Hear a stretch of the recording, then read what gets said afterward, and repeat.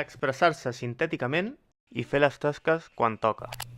Hola, sóc Àlex i bé, volia explicar-vos un poquet el que ha suposat per a mi este any i mig de treball amb Carles. Un dels punts fonamentals que hem tractat ha sigut el tema de que sempre he sigut una persona prou rotllera a l'hora de parlar, estenent-me moltíssim, i ara crec que sóc molt més capaç de sintetitzar, d'anar al gra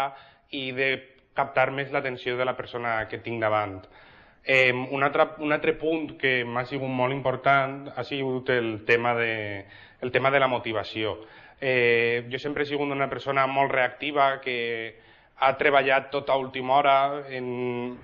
aprofitant l'últim moment per a treure endavant les coses, i en canvi ara m'estic convertint en una persona molt més proactiva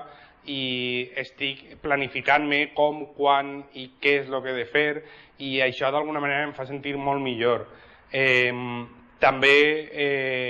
una cosa que em pareix molt important de Carles és el fet de que ell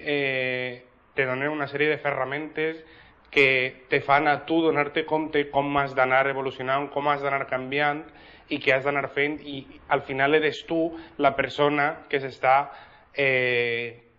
utilitzant la paraula que està tan de moda ara, empoderant. Eres la persona que està agafant més seguretat en si mateixa i que està agafant aquestes ganes de fer el canvi. I precisament això em permet relacionar-ho en el tema de que ara mateixa soc una persona molt més segura en mi mateixa que fa any i mig, i